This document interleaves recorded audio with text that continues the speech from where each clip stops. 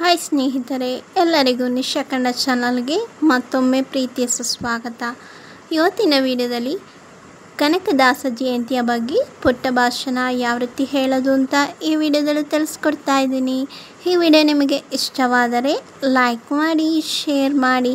ನನ್ನ ಚಾನಲ್ನ ಇನ್ನೂ ಸಬ್ಸ್ಕ್ರೈಬ್ ಆಗಿಲ್ಲದಿದ್ದರೆ ಈಗಲೇ ಹೋಗಿ ಸಬ್ಸ್ಕ್ರೈಬ್ ಆಗಿ ಪಕ್ಕದಲ್ಲಿ ಕಾಣುವ ಬೆಲ್ ಬಟನ್ನ ಟಚ್ ಮಾಡಿ. ವೇದಿಕೆಯಲ್ಲಿ ಉಪಸ್ಥಿತರಿರುವ ಗಣ್ಯರಿಗೆ, ಹಿರಿಯರಿಗೆ, ಶಿಕ್ಷಕರಿಗೆ ಮತ್ತು ನನ್ನ ಸ್ನೇಹಿತರಿಗೆ ಕನಕದಾಸ ಜಯಂತಿಯ ಶುಭಾಶಯಗಳು. ಇಂದು ನಾವು ನಮ್ಮ ಕವಿ ಮತ್ತು ಸಮಾಜ ಸುಧಾರಕರಾದ ಕನಕದಾಸರ ಜಯಂತಿಯನ್ನು ಆಚರಿಸುತ್ತಿದ್ದೇವೆ. ಅವರ ಜೀವನ ಮತ್ತು ಸಾಧನೆಗಳ ಬಗ್ಗೆ ಸಂಕ್ಷಿಪ್ತವಾಗಿ ತಿಳಿಯೋಣ. ಕನಕದಾಸರು 1509ರಲ್ಲಿ ಹಾವೇರಿ ಜಿಲ್ಲೆಯ ಶಿಗ್ಗಾಂವಿ ತಾಲೂಕಿನ ಬಾಡ ಗ್ರಾಮದಲ್ಲಿ ಜನಿಸಿದರು. ಅವರ ತಂದೆ ಬೀರಪ್ಪ ನಾಯಕ ಮತ್ತು ತಾಯಿ ಬಚ್ಚಮ್ಮ. ಕನಕದಾಸರ ಹೆಸರು ತಿಮ್ಮಪ್ಪ ನಾಯಕ ಆಗಿತ್ತು.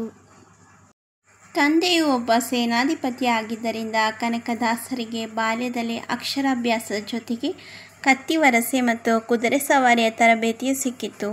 ಒಮ್ಮೆ ಭೂಮಿಯಲ್ಲಿ ಚಿನ್ನ ದೊರೆತ ಕಾರಣ ಜನರು ಅವರನ್ನು ಕನಕನಾಯಕ ಎಂದು ಕರೆಯಲು ಪ್ರಾರಂಭಿಸಿದರು. ಅದು ನಂತರ ಕನಕದಾಸರಾದರು.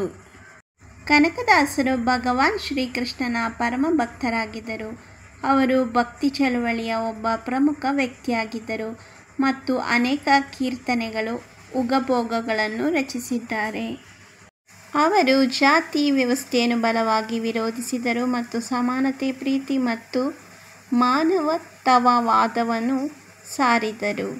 ಅವರ ಕೃತಿಗಳು ಧಾರ್ಮಿಕ ಮತ್ತು ಆಧ್ಯಾತ್ಮಿಕ ಸಂದೇಶಗಳನ್ನು ಒಳಗೊಂಡಿವೆ ಮತ್ತು ಇಂದಿಗೂ ಜನರನ್ನು ಪ್ರೇರೇಪಿಸುತ್ತವೆ. ಅವರ ಪ್ರಖ್ಯಾತ ಕೀರ್ತನೆಗಳಲ್ಲಿ ಕೃಷ್ಣನ ದೇವಸ್ಥಾನವು ಒಂದು. ಅದರ ಮೂಲಕ ಭಕ್ತಿ ಮತ್ತು ಸಮಾನತೆಯನ್ನು ಸಾರಿದ್ದಾರೆ. ಕನಕದಾಸರ ಜೀವನ ನಮಗೆ ಜಾತಿ, ಧರ್ಮ ಮತ್ತು ಭೇದ ಭಾವಗಳನ್ನು ಮೀರಿ ಮಾನವೀಯತೆಯ ಮೌಲ್ಯಗಳನ್ನು ಬೆಳೆಸಿಕೊಳ್ಳಲು ಸ್ಫೂರ್ತಿ ನೀಡುತ್ತದೆ. ನಾವು ಎಲ್ಲರೂ ಕನಕದಾಸರ ತತ್ವಗಳನ್ನು ನಮ್ಮ ಜೀವನದಲ್ಲಿ ಅಳವಡಿಸಿಕೊಂಡು ಸಮಾಜದಲ್ಲಿ ಸಮಾನತೆ ಮತ್ತು ಪ್ರೀತಿಯನ್ನು ಬೆಳೆಸಬೇಕು. ಇಂದಿನ ಯುವ ಪೀಳಿಗೆಯು ಕನಕದಾಸರ ಆದರ್ಶಗಳನ್ನು ಎತ್ತಿ ಹಿಡಿದು ಸಮಾಜಕ್ಕೆ ಕೊಡುಗೆ ನೀಡಬೇಕೆಂದು ಹೇಳುವ ಮೂಲಕ ಭಾಷಣವನ್ನು ಮುಕ್ತಾಯಗೊಳಿಸುತ್ತೇನೆ.